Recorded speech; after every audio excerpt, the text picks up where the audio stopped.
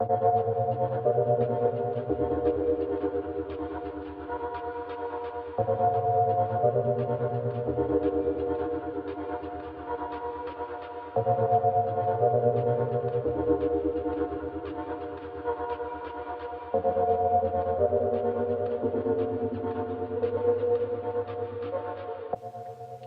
so first let's start out with the grip. You're going to take your dominant hand, so for me that's my right hand, and you're going to take the thumb of your dominant hand and you're going to place it directly to the left of the bottom right corner of the deck, which is here.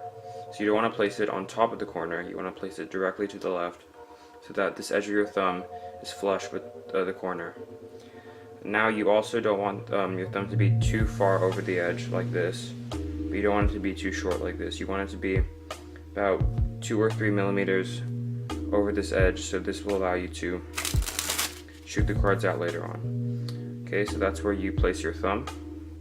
For the rest of your fingers, you're going to place your pointer, your middle, and your ring across this top edge of the deck. You don't want them to be straight up and down like this, but rather diagonal.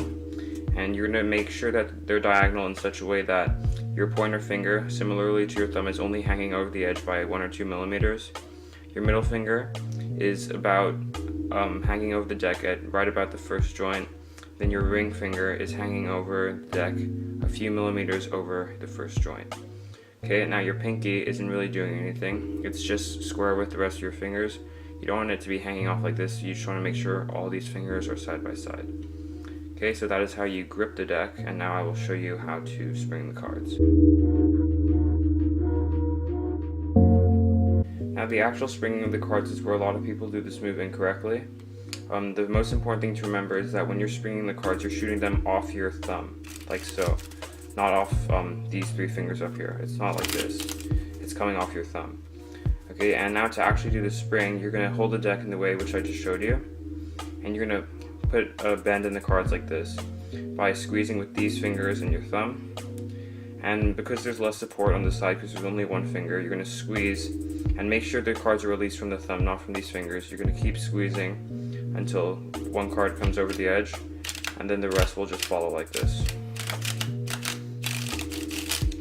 Okay, and now learning how to do this is going to take a lot of time, like learning how to do it smoothly.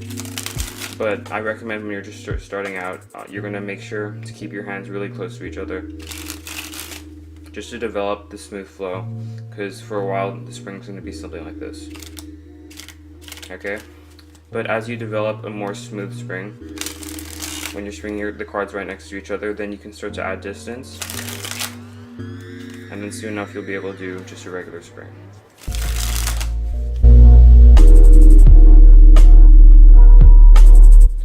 Okay, so for the actual catching the cards, it's not really a technique in its own. It's more of something that develops over time, which is why I recommend springing the cards very close to each other when you start like this. Because if your spring is really uneven and not flowing like this, it's going to make it really difficult to catch the cards from a greater distance.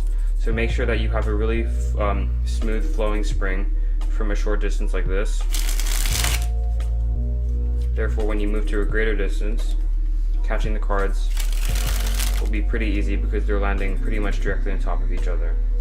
Okay, so that was the tutorial. I hope you enjoyed, and thank you for watching.